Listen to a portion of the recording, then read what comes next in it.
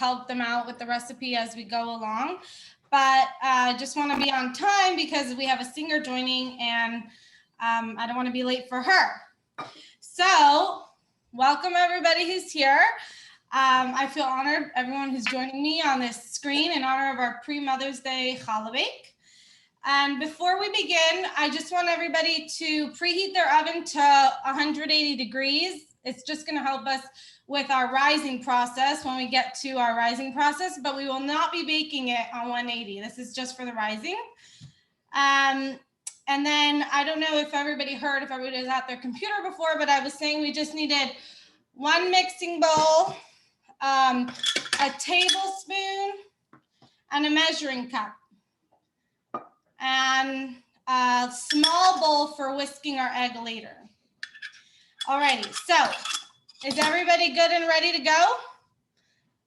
Everybody set to start? Okay, if anybody has any questions, they can write in the question box or just turn your mic on and ask me the question and then I can just respond.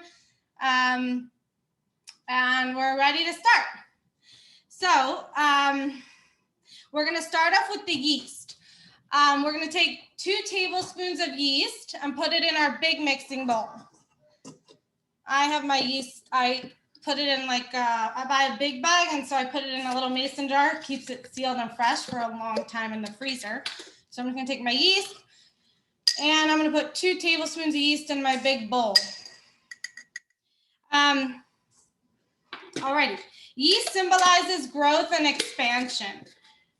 Reflect upon our ability to constantly grow and reach our fullest potential. Mothers are constantly nurturing and guiding their children to rise and reach their fullest potential. Next, we're going to add the sugar. So I got my sugar here, and we're gonna add ½ a cup plus 2 tablespoons of sugar straight into the bowl with the yeast. So I got my measuring cup.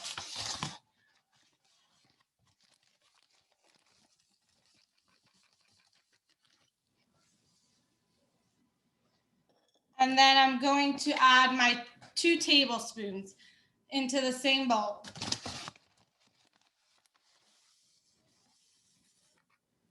One. And 2.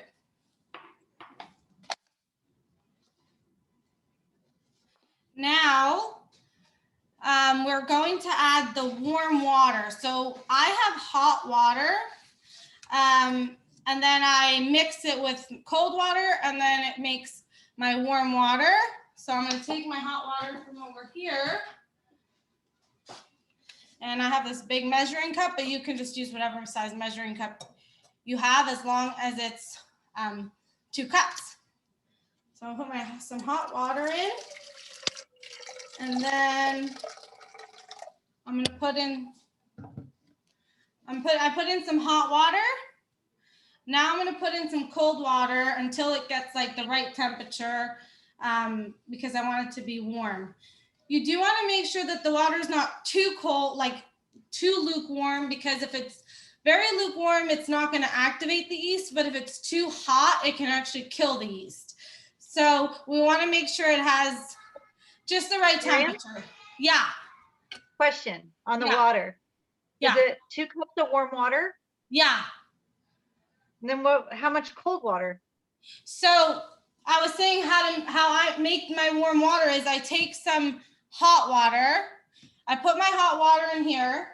Now I'm going to add cold water until I feel like it's warm enough, but not too, not too hot, just warm. So what I'll do is you could watch, I think you can see me at my sink. I'm just going to like put water inside, cold water, and I'll feel it, like I'll pour on my hand as it fills. And once I feel like it's just right, like warm, then I'll just measure it to 2 cups. Does that make sense? Okay. Yes. Okay. I'm going to go ahead and do that.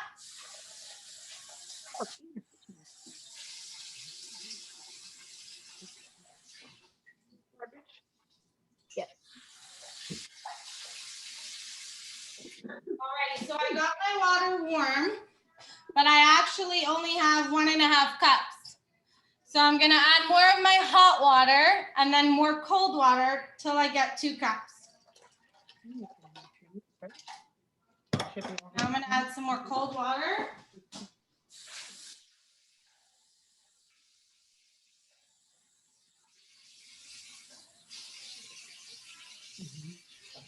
Alrighty, now I got my water warm, but I'm at about 2.5 cups. So I'm just gonna spill it out to 2 cups. When I went there, like there was on 17. Alrighty, I finally got my 2 cups of warm water. Does everybody have their warm water ready? Yep. Did somebody say no? You're good. Okay, so we're gonna add the warm water straight into the bowl with the yeast and the sugar, and we're just gonna let it sit there till it bubbles and foams. And you're gonna see as we wait a couple of minutes, it is gonna start foaming on the top, and that's how we're gonna know that our yeast is working and active. As long as we see that, we know our yeast is good. So that's just what you're gonna wanna make sure. So we're gonna give it a few minutes, and we're gonna let it foam and bubble just a bit so we know it works. In the meantime, while we're waiting for the yeast to activate, I just wanted to talk a little bit about challah and what challah is. So challah, as most commonly known, is what most of us know challah is the loaves of bread that we eat at the Shabbat meal, the braided bread. In actuality, challah is the piece of dough that is traditionally separated and set aside for God every time we bake bread. Challah is one of the 3 primary mitzvot of the Jewish women, known as the Akeret Habayit, the foundation of the home, and brings blessings to the entire home. The other 2 mitzvot of the women are Shabbat candles and the laws pertaining to family purity. The mitzvah of challah dates back to the times of the temple and represents God's portion in our life. By removing a piece of challah, which we're going to do later after our dough is ready, and designating it to God, we express the belief that all our sustenance truly comes to us through God. Just as we may not use the bread unless we have separated the challah, so too, a portion of our livelihood is always reserved for giving to charity. Okay, so let's see, is everybody's yeast showing some sort of bubbling, foaming at the top? No. Were we supposed to stir it? No, just leave it. Okay. It might take like another couple of seconds or minutes, depending on, the interesting thing about challah is that the flour, the yeast, and how the challah kind of rises and works really depends on the temperature. So if it's colder in the house, it'll take longer. If it's warmer, it'll take shorter. And sometimes also, some people, like, let's say the recipe calls for 6 cups of flour, but that was the flour I used and the yeast I used. But for some people, it may need less or more. So we're always going to start out a little less, and then everybody will add more as we go until they get the right consistency. Because for me, it was 6 cups of flour. For somebody else, it might be 8 cups. Which reminds me, I'm using a recipe with bread flour, so I'm hoping everybody got the bread flour. If not, somebody doesn't have bread flour for some reason, that's okay. They'll probably just need to add more of their regular flour. Alrighty, so I think we're ready to continue to the next part. Kind of getting. Everybody good? Okay. No, ours isn't quite bubbling. It doesn't have to be completely foamed up. It just needs to show some sort of bubble or foam a little bit, just to know that your yeast is actually working. Sometimes yeast is like flat and not active, but as long as you see some sign of bubbling, like mine's not fully foamed yet. If I wait another 10 minutes, it'll be more. I could try to show you. I just don't. Oh yeah, show some. It's kind of just little bubbles. The longer you wait, the Oh. more it will foam, but it's okay if it's not fully there. Okay. Okay, so now we're gonna add to this mixture, we're gonna add 1 egg. Now, actually, I don't know if eggs actually have to be checked for blood spots, because they do have blood spots, and if they have a blood spot, then it makes the egg not kosher. So I'm going to show you how I check my eggs when I cook with eggs. I take this egg, I kind of crack it in half.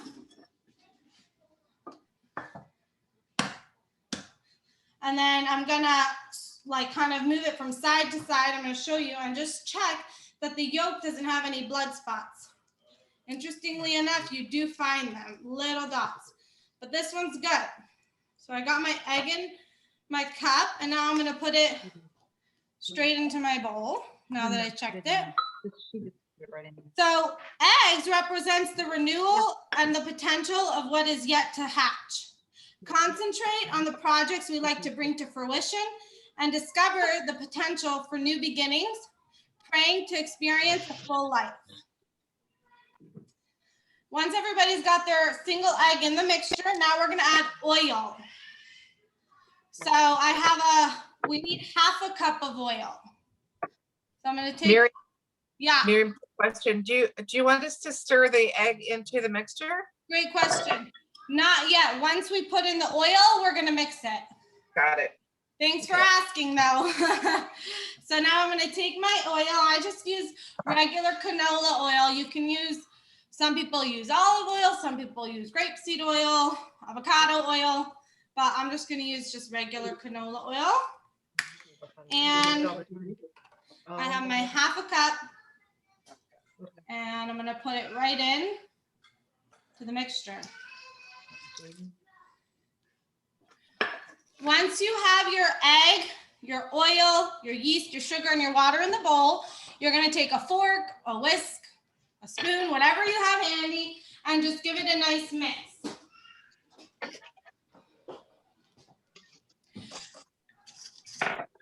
So oil represents anointing. Oil was used to anoint a high priest in the temple times. It characterizes endowing a sense of royalty and sacredness. Visualize every precious member of your family as we imbue them with the qualities to shine and excel. No need for commentary, because moms definitely add a glow to each member of their family. So everybody should have their bowl nicely mixed and very liquidy. Now comes the fun part. We are going to add the flour. So I have just regular bread flour. It's white flour, not whole wheat. And I'm gonna start with 3 cups. So the flour is a bit tricky, like I was saying before. We're starting with 3 cups because what we're gonna do is everyone's gonna add 3 cups because we for sure need 3 cups in our dough. Then after that, we're gonna add the salt, and then we'll add the rest of the flour slowly. Everybody will add slowly until they feel like they got the right consistency. For some people, it could be they're only gonna say, oh, I only needed 5 cups, and some people might need 8 or 9 cups. Funny enough, when I was making the recipe originally and trying it out, it said it needed 10 cups, but mine didn't. So that's why we're gonna start slowly and then add. So let's start with adding 3 cups of flour to your bowl and then giving it a nice mix. Okay. 1 cup at a time. I've never seen this big of bag. Flour open. I got my cup. I know you are. And I got 1,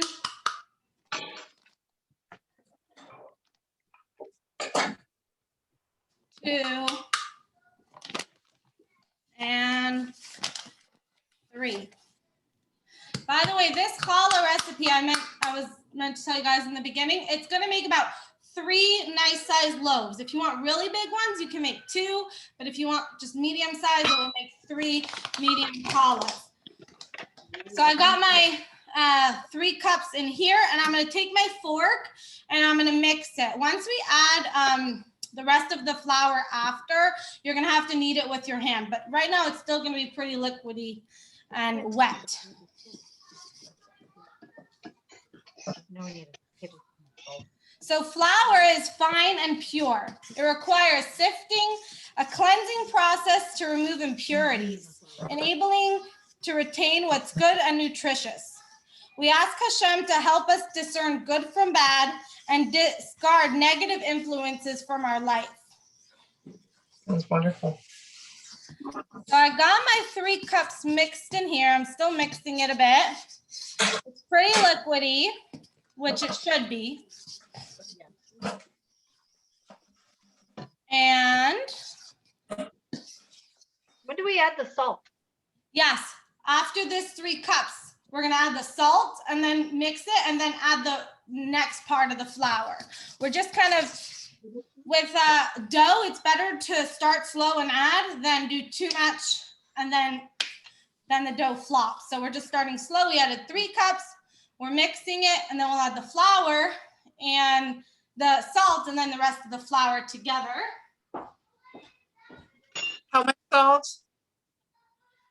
We didn't do the salt yet. We're about to do it. I don't know. Okay.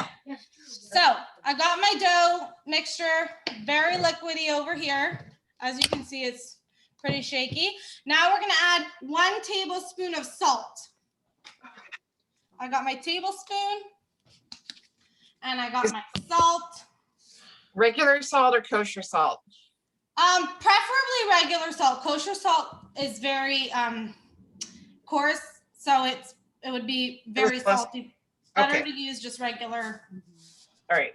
Okay, 1 tablespoon of that. And then we'll give a mix with the salt. So salt is discipline and balance. Concentrate on our disciplining methods. Although necessary, like salt, excessive rebuke is damaging, while scanty reproach is tasteless. Find the balance to achieve a life of flavor and satisfaction. Alrighty, we got our salt mix. Now we're gonna add the last 3 cups of flour. I'd start like 2 and then add the 3rd. And then if some people feel like it's still too sticky, they can slowly add more to your liking until you feel like you get a nice ball of dough. You don't want it to be like completely not sticky at all, because if it's a little bit sticky, it will be more fluffy when it's baked. If you add too much flour, it'll actually be less fluffy. So let's start with 2 cups, then add the 3rd, and then see how it goes. If anybody needs some help as they're adding their flour, let me know.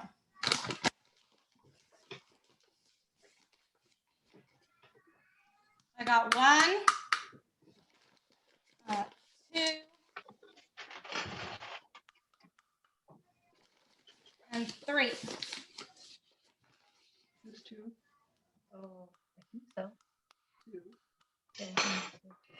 Alrighty, so I'm gonna start with my fork, and then I'm actually gonna put on a glove, or if people wanna do it with their bare hands, and I'm gonna knead it once it gets more thick and to a point of needing to use my hand for it.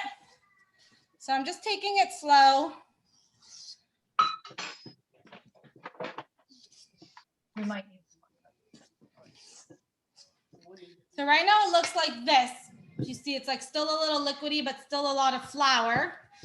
So we're just gonna keep on mixing it around. And now I kind of reached the point where I need to put on the glove and use my hand. I'm gonna show you what it looks like. Oh, yeah. So I'm gonna put on a glove. You want I'm gonna use my hand to continue mixing it.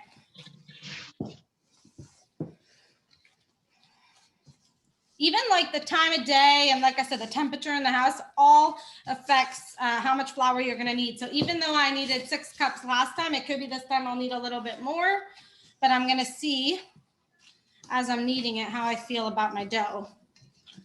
How's everybody feeling about their dough? Does anybody need any help? Good, I got a thumbs up there. If anybody needs any help, then turn your mic on and just ask me. I'll be happy to help you. So we're gonna do this by hand? Yep. Okay, for me, the 6 cups was perfect. I may add just a little bit of a sprinkle more, but otherwise I think that was perfect for my dough. I'm gonna show you what it looks like in just a second.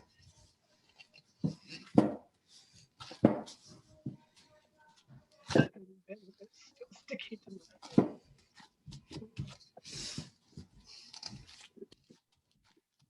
I'm gonna add a tiny bit more. I probably don't need, but I'm gonna add a touch more.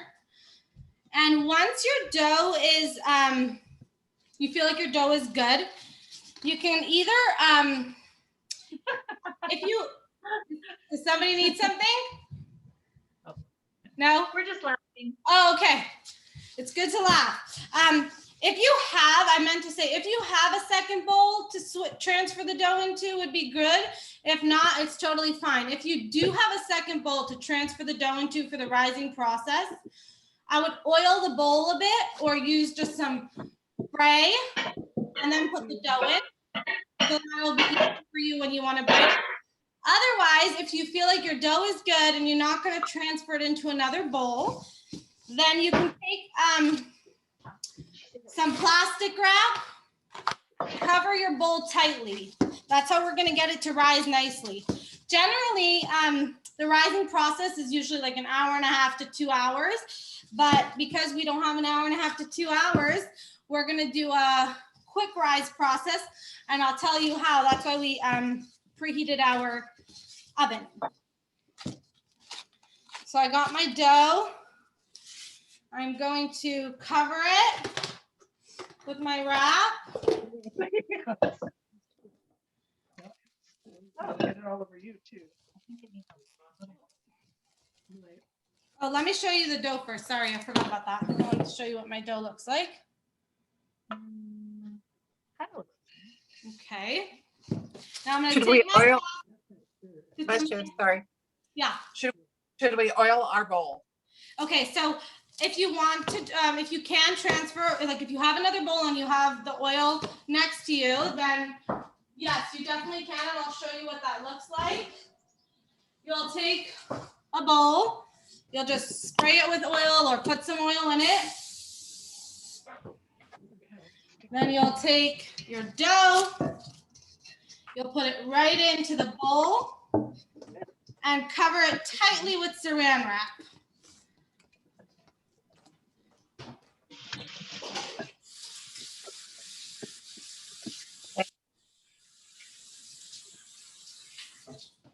Alrighty.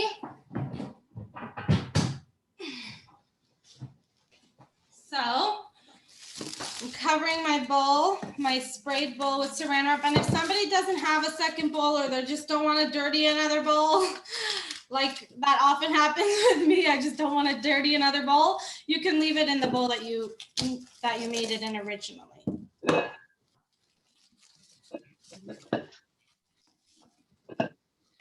Okay, so my dough is tightly wrapped. And now here's what, did somebody ask me? No.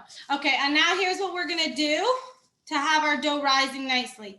I'm gonna open my oven, and this is what's gonna make it rise quicker because it needs some heat to help it rise quicker, but not too hot. If the heat is gonna be too hot, it will kill the dough. You just want a little bit of warmth. So I'm gonna open my oven that we preheated to 180 degrees. And I'm gonna put the bowl on the door of the oven and leave the oven door open. But try to put the bowl as farthest away from the oven, like the tip of the door as possible, but that it doesn't fall off the door of the oven. So literally the far edge, as far back from the oven itself that you can put it, but that the bowl won't fall off the door of the oven. And then we're gonna leave it there to rise for a bit. So I'm gonna take my bowl and I'm gonna open my oven and put it right on.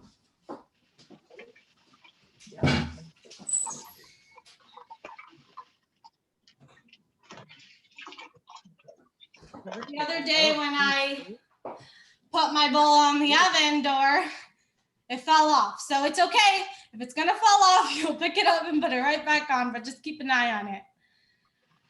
Alrighty. So everybody good? Everybody's got their challah rising on the oven door? Awesome. Great. Anybody have any questions before we continue with the next part of the program? Alrighty.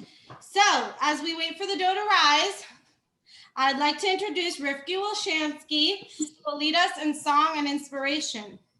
Without further ado, Rivka. Hi, Miriam, and hi, everybody here at this challah bake. It's been really fun being on here, and I'm not baking, but I'm watching you guys bake, and Miriam's a really good challah bake teacher. I've been baking challah for many years, and I learned some new tips from her. So I'm sure your challahs are going to be great. You're in good hands. I'm just going to ask that for the singing part, in the beginning of Zoom, we tried, singing is so fun when we could sing together, but on Zoom, the together singing doesn't work. So I need everybody to actually be on mute. Otherwise, the music loops a little bit. So even if it's quiet by you, if you don't mind just muting, or Miriam, when you come to the computer, if you can make sure everyone's muted. And so while your challah dough is rising, we wanted just to sing a little bit, talk a little bit, share a little bit, and connect via this way. So the first story is a story of two rabbinical students that were sent on a mission to the faraway Aleutian Islands. Has anyone ever been?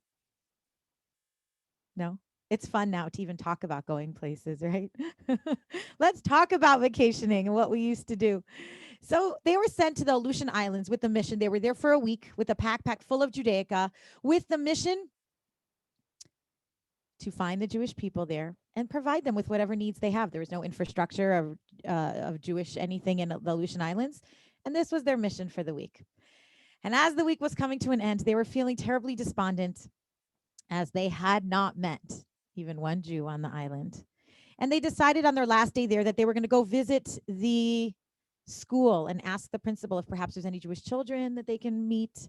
And there was one little girl in 3rd grade, Stacy. They were so excited, and they called her mom, and they met up with her and her mom after school. And her mom said, yes, they don't know of any other Jewish people there. They're the only ones that live there. And they had a wonderful visit and shared, and they had Torah books, and they had mezuzahs, and they had all types of wonderful things to leave with Stacy and her mom. And before they were leaving, Stacy's mom asked the rabbis, is there a message that you can share with Stacy that will stay with her? Because I don't know when the next time she'll meet a rabbi is.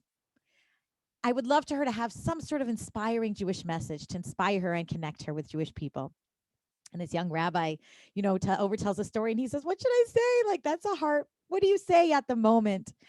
And he says, Stacy, around the world, Jewish women welcome in the Shabbat, the holy day, 18 minutes before sunset. And he said, imagine the globe that it slowly lights up as the sun sets. So if you can imagine, all of a sudden Australia is lighting up, and then it travels across, and Israel lights up and travels even farther. New York lights up, Seattle lights up, and then the farthest place on earth where Shabbat enters is the Aleutian Islands. And your Shabbat candle, Stacy, if you light that candle, your candle will be the candle that completes the circle of thousands of Jewish women around the world. And the circle is not complete without your little candle. And when I heard this story years ago, it stuck with me because it inspired me to always remember that each and every one of us are such an important candle to the Jewish people. And even each of us are unique, different colored candles, different smells, different styles, but yet each of us are so unique. And we have to remember to bring our gifts to our community, into the world, and to keep shining bright.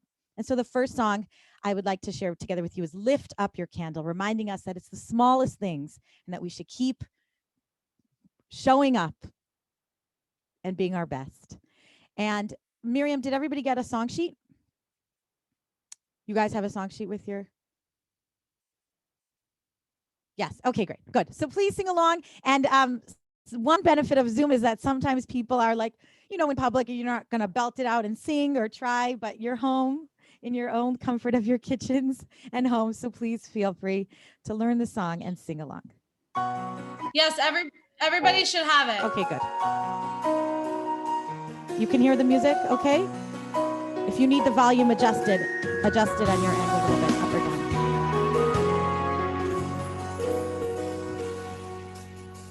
One song can spark a moment, a flower can wake a dream.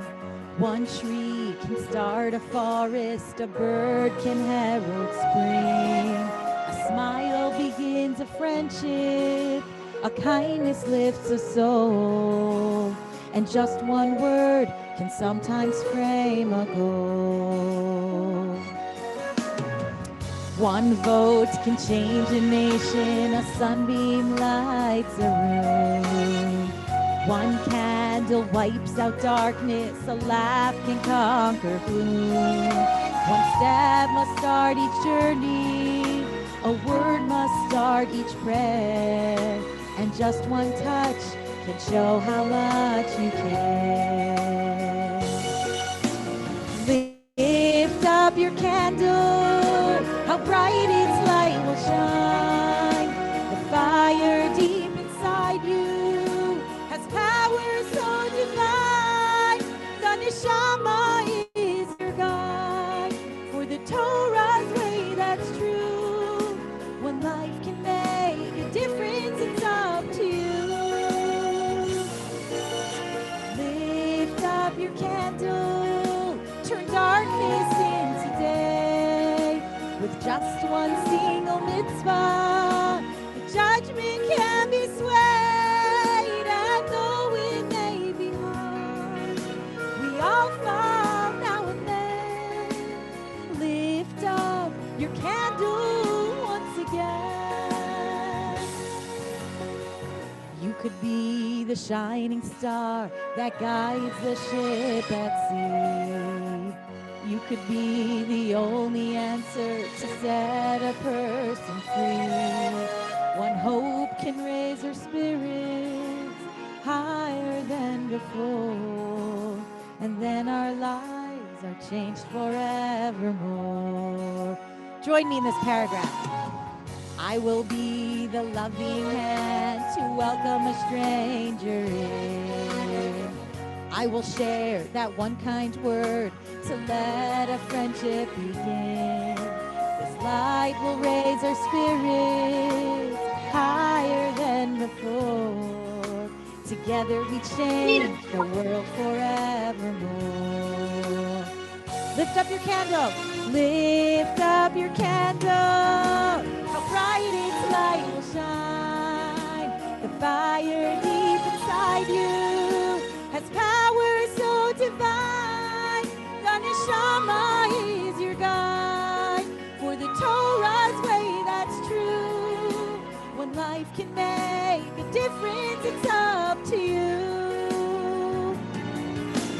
Lift up your candle, turn darkness into day. With just one single mitzvah, the judgment can be swayed. And though it may be hard, we all fall now and then. Lift up your candle once again. Lift up your candle once again.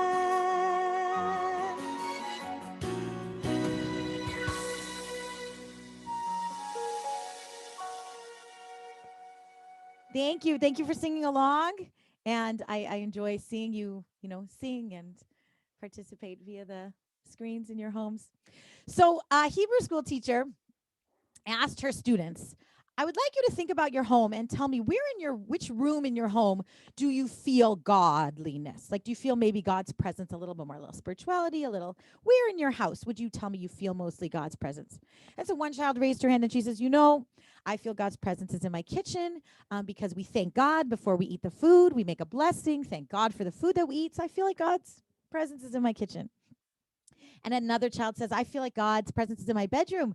I have a little mezuzah I put right on my doorpost. And as I go in, I touch it, I give it a little kiss. I feel like God's coming in with me in my bedroom. I feel God's presence in my bedroom. And the third child says, I feel like God's in my bathroom. And the teacher says, how come? And she says, well, I don't know, but every time my mom's in there and gets on the scale, I hear her cry out, oh my God. So that's where he is in my house. But in all seriousness, we know that the Jewish woman, we are the ones that are entrusted with the task of bringing in the holiness, the spirituality, and godliness into our homes, into the lives of our families, into our communities. And we are the ones who pass on this tradition from generation to generation. And there's a story of Rabbi Yosef Kahneman, who after World War II made it his mission to travel back to Europe and go to various orphanages and find children that had been left there by their parents before the war in the hopes of their survival and bring them home, bring them back to their people, bring them back to Israel. He felt a calling. This was his mission. This for the parents that didn't make it. This was the final thing he could do for them, is bring these children back to their people. And he traveled from place to place, and he was met with tremendous resistance. Nobody wanted to let him in, and nobody even acknowledged that they had Jewish children. They slammed the door in his face. They said, you don't have papers, we don't have Jewish children, and shooed him off. And there was one specific orphanage that was next to a larger Jewish town that he knew there was multiple Jewish children that had been left there. And he says, I'm planting my seeds in this town and I will not leave. I promise I will not leave without these children. And every day he knocked on the director's door and he says, I'm here. Show me the list. I'm here to take the children. And the door was slammed on his face. And months passed. And one day he had an idea and he walked into the director's office and he says, listen, I know you're finished with me. I want to be finished with you. You don't want to show me lists. So listen, give me a minute with the children at bedtime. And I promise you, I won't say more than 6 words. You don't have to give me lists.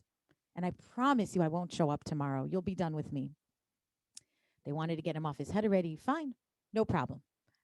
As the children were getting ready for bed, the rabbi comes in and the director says, remember, only 6 words. And I'm sure some of you can imagine what are the 6 words. He comes in and he calls out, Shema Yisrael Adonai Eloheinu Adonai Echad. That's it, he said. And from around the room, children started calling out in their mother tongue, Mame, mother, Ima. They had remembered the Shema prayer and the medley that their mothers had so lovingly sang to them every single night before bedtime. It's the traditional bedtime prayer that's been sung for thousands of generations. And this is what was able to identify them as Jewish children. And he was able to take them and bring them to Israel. And when I was sharing the story once in front of 1,000 women in the Chicago area, one woman came over to me after and she says, you know that story you shared? Well, I'd like to continue it and tell you that one of those children that was saved from that story is my grandfather. He was brought to Israel. And look at our family today. And all of that because of the power of the Jewish woman and the little things, the little prayer, the little Shema. It's not big things, but those little things that we instill and bring into our homes stay forever. And it's an incredible, incredible gift we have, and it's an incredible power that we have that we want to remember to use it. So please join me in singing this beautiful song of the story of the Shema Yisrael. He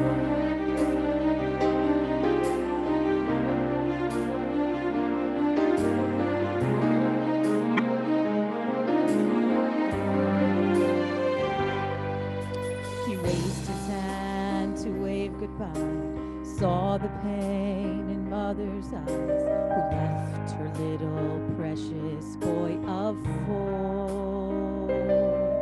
in a citadel of ashen stone that preached a faith unlike his own. Perhaps he just may yet survive this war. In the shadow stood a man in black. My child, he said, you must not look back. Yet one image lingered, the tears on her face, and mother's words from their lips Shema, Shema Yisrael. Know that there is one God above. When you feel pain, when you rejoice, know how He longs to hear your voice. Hashem Elokeinu, Hashem Echad.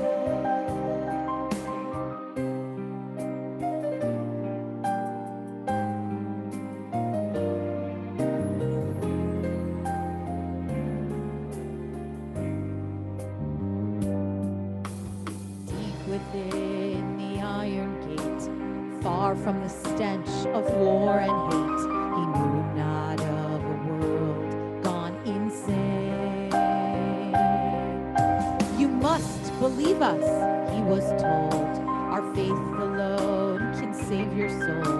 Please let us heal your wounds and ease your pain. He tried not to forget his past, his home, but he was so very young and all alone. While visions of his shtetl, once vivid and clear, began to fade and all but disappear. Shema, Shema Yisrael. Know that there is one God above.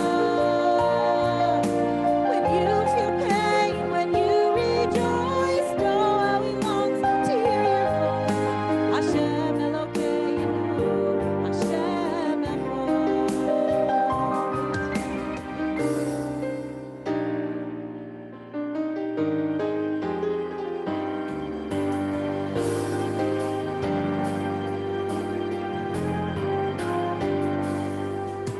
The winds of war had finally passed. One man took on a sacred task to bring the scattered Jewish children home.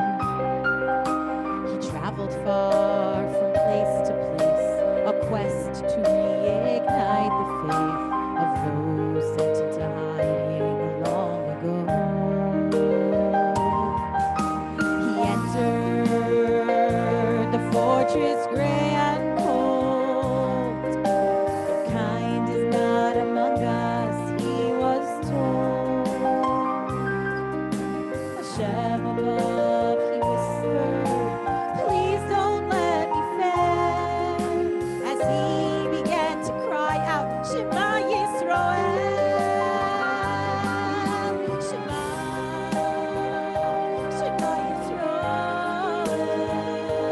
Know that there is a one God above.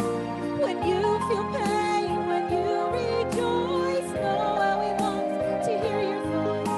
Hashem Elokeinu, Hashem Echad. Please join me in singing the chorus and cry out your own Shema Yisrael with your own prayers and your own words to your God in heaven.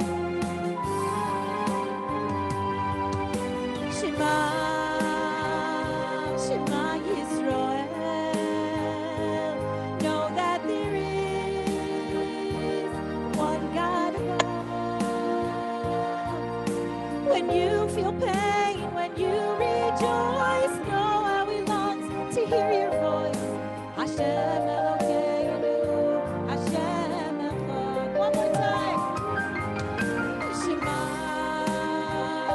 Shema Yisrael. Know that there is one God above. When you feel pain, when you rejoice, know how He longs to hear your voice. Hashem Elokeinu,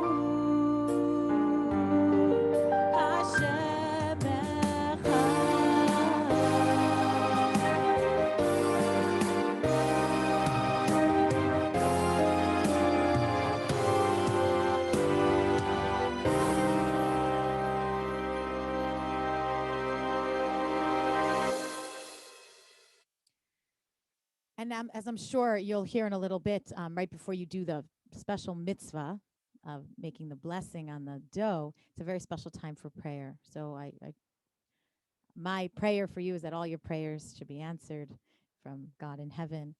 And the last song we're going to sing, Hine Matovu Manayim, a song that you're all familiar with. I just wanted to share a story. I'm not sure if you heard about it. It was a story that happened right towards the beginning of COVID, right before Passover of last year. And an elderly woman who was living in New York, she obviously was planning on getting together with her family. I'm sure many of you have different experiences of what it was like in the beginning for you as well. And she recently, before COVID, she had her husband had passed, and she was very much looking forward to Passover, where her children could come in and she could at least spend the holiday together with them so she wouldn't be alone. And as the reality was hitting and she realized she would be alone, she was feeling more and more obviously stressed and sad about the upcoming holiday to be alone.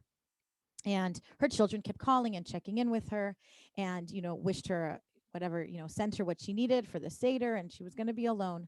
They wished her a happy Passover. And after the Seders, her son called her up and says, Mom, how was it? How was the Seders? And she says, you won't believe it.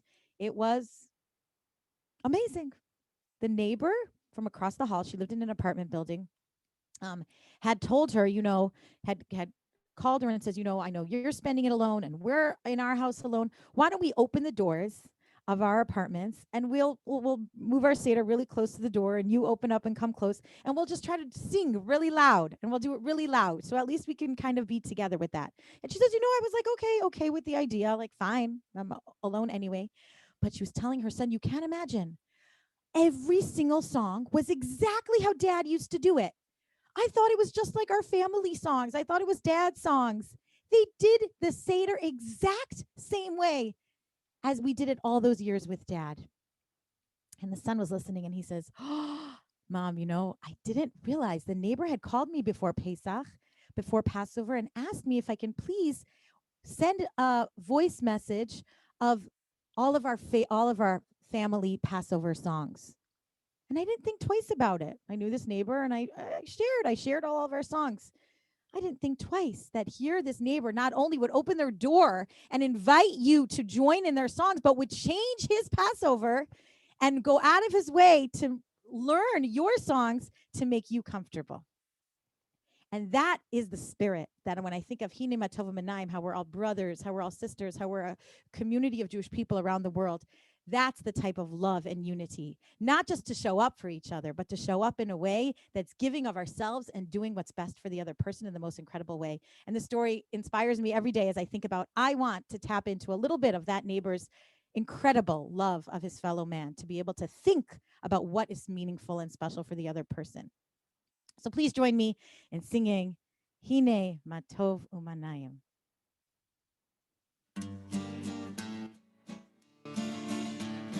Hine Matov Umanayim, Shevet Achim Gam Yachad.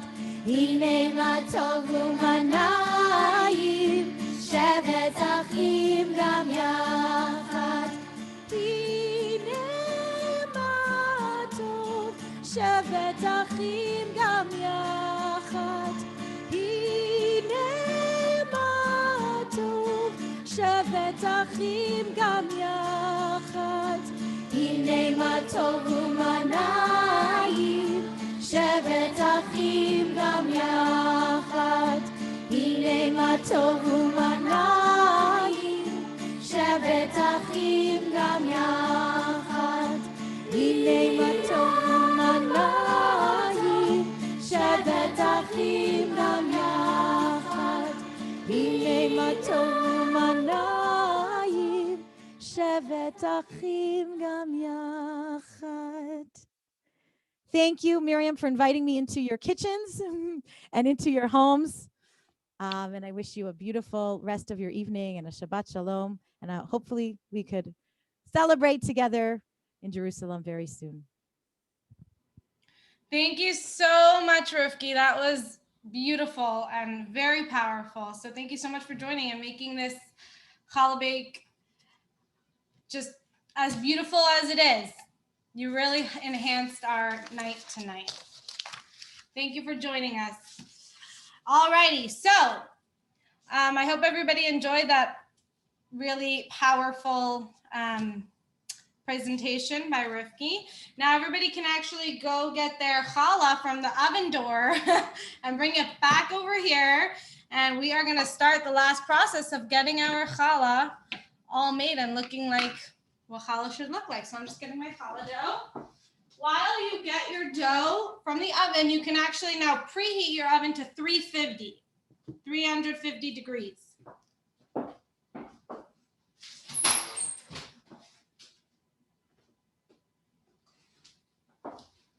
So I got my challah here. It actually looks nice and risen. Like I said, really the rising process is usually an hour and a half to 2 hours.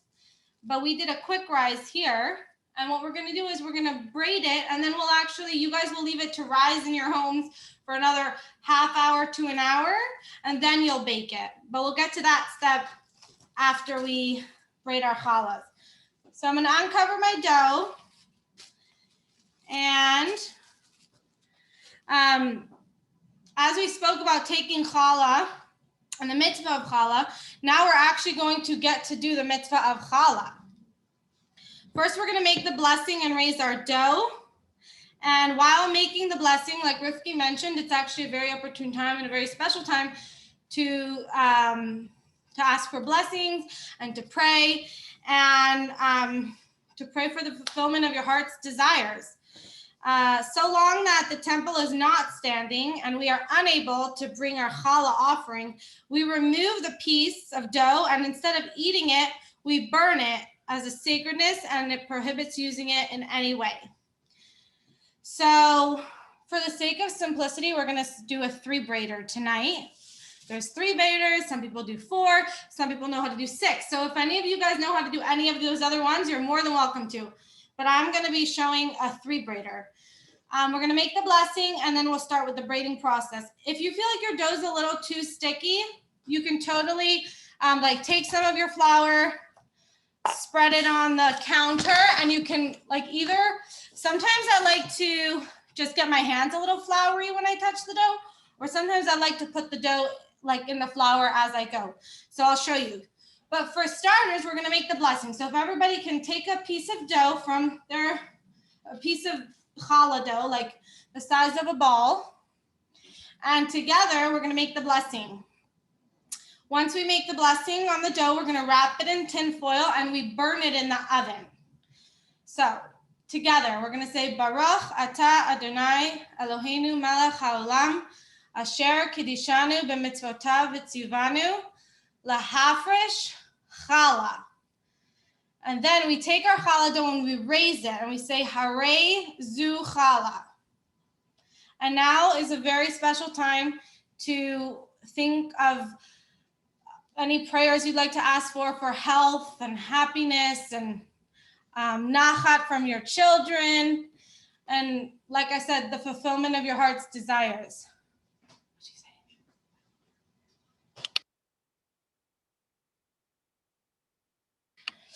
Alrighty, so I'm going to wrap my dough in foil.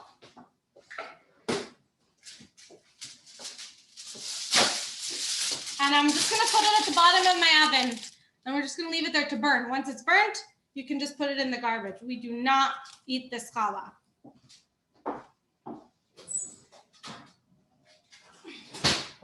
Alrighty, now for the exciting part, we are going to start with braiding our challah. I'm going to take the dough and divide it into 9 balls because I'm going to make three braid challahs. But like I said, if anybody knows how to do a 6-braider or a 4-braider, you are more than welcome to do it the way you like to do. So I'm just going to start with taking my dough. I put my hands in the flour because it is a bit sticky for me.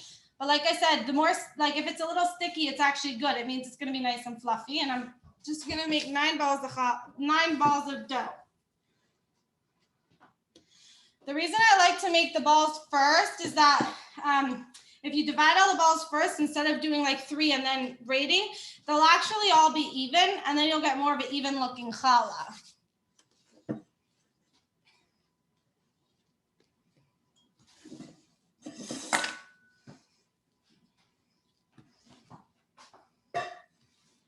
So I got 1, 2, 3, 4, 5, 6, and I got 7, 8, 9. Now I have some that are bigger and some that are smaller, as you can see. Let me move this away. So I'm just gonna kind of give and take from different ones till I feel like my balls are even enough. Some people do have like a scale and they weigh their dough. I just don't do that, but there's definitely something that some people like to do with their dough, and they get like the exact amount of weight on it. But I'm just gonna eye it. And I feel like it's pretty even now. Alrighty. So I got my 9 balls set aside. Like I said, they're not gonna be perfect because I didn't weigh it, but I'm feeling like overall they're pretty good. And I keep putting my hands on the flour because it is a bit sticky. And I'm just gonna take 1 ball and just roll it. Just like this, very gently. It almost like rolls on its own. It's such a good consistency, the dough. And I got 1 strand here, and I'm gonna put it down. And then I got another one here, and I'm just gonna roll it the same way, just very gently, back and forth.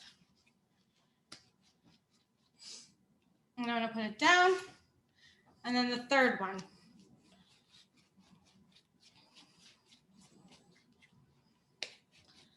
Alrighty, so I got my 3 strands sitting right here, and I'm gonna attach them from the top, just like that. I just pushed it together, and now I have just 3 strands over here. So what I'm gonna do is, and I'm gonna do it slow, and if anybody needs me to stop in the middle, just tell me. I'm gonna start with the left, and I'm gonna take the left and put it into the middle.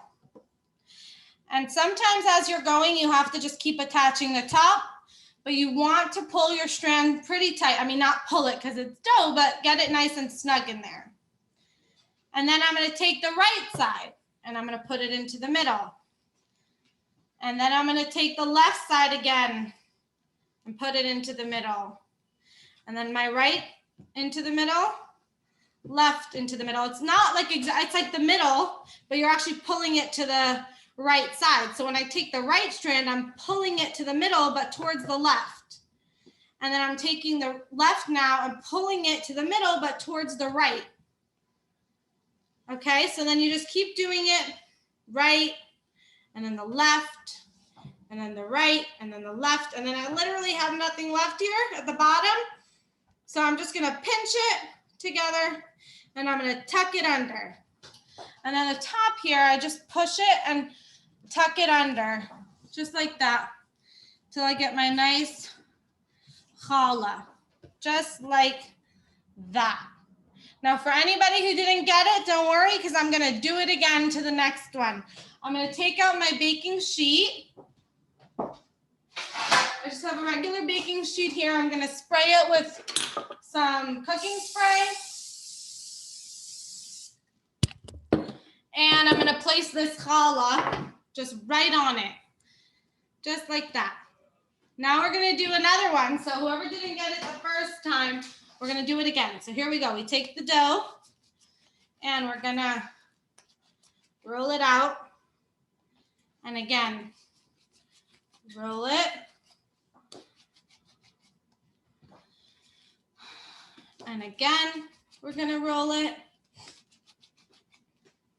And now I got my 3 strands again.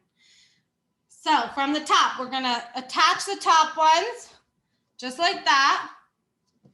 And then we're gonna start again. We're gonna take the left, put it in the middle, but pulling towards the right. And then we're gonna take the right to the middle, pulling towards the left.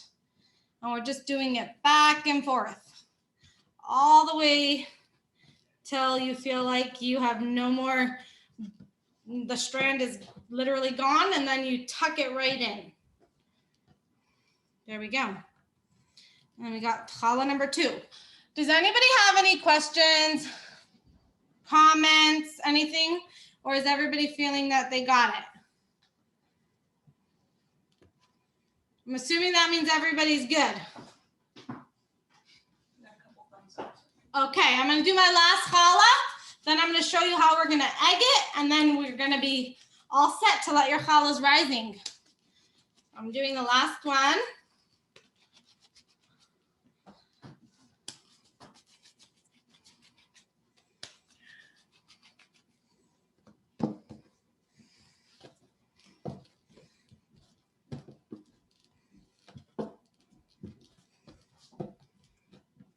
Alrighty. So the last step of making challah. I'm gonna take the second egg that I have. I'm gonna put it in, I'm just gonna use the measuring cup I have, but if you have a bowl, I'm gonna check it and crack it. I'm gonna take my egg brush. If you don't have an egg brush, you can whisk it with the fork and just kind of like drizzle on and rub with your hand. And this is the last step of making the challah. I'm taking my brush and just nicely brushing the challah. And now's the time, if you have any toppings you like sesame seeds, poppy seeds, everything bagel spice, chocolate chips. Some people like to just sprinkle on cinnamon and sugar. Some people like to, put on fried onions or olives. Anything you want to put on your challah, after you egg it would be the time to put it on. And then you'll leave your challahs to rise for about a half hour to an hour. You want to definitely see it almost double in size. And then once you feel like it rose enough, you'll bake it in the oven at 350, between 25 to 40 minutes, really depending on your oven. So I can't give an exact time. I would say after 20 minutes, check if it's nice and golden brown and that the bottom is nicely cooked. And then you can even tap the bottom of the dough to feel if it sounds a bit hollow. Then you know that it's ready. Every oven is so different. Every house temperature is so different. So I can't say exactly how long it's gonna be, but it's gonna be at 350. Check it after 20 minutes and cook it till it's about, nicely golden. Some people like theirs more done. Some people like theirs less done. So it really depends on how you like your challah. I'm gonna take my everything bagel spice and I'm just gonna sprinkle it on my challah. And maybe this one I'll put just plain sesame seeds. Some people, I even have za'atar. Some people like to put za'atar on their challah. So got it all. And there we go for our challahs. Now I'm just gonna leave it to rise and then we'll place it in the oven. Does anybody have any questions before we finish off the night? Everybody's good? Alrighty, well, thank you so much, everybody, for joining. And it's been really fun. And hopefully we can do this again. Happy Mother's Day to everybody. Thank you. Bye. Bye. Bye. Okay. Do you have the recipe, like the PDF or anything? Yes, I do have the recipe. It's coming on a recipe card in the mail with the songs and the aprons that got super delayed. So everybody will be getting the recipe printed on a card for them. Awesome. thank you. Yes, of course. Alrighty, looking forward to seeing everybody's challahs. Good night. Bye. Thank you. Yes, of course.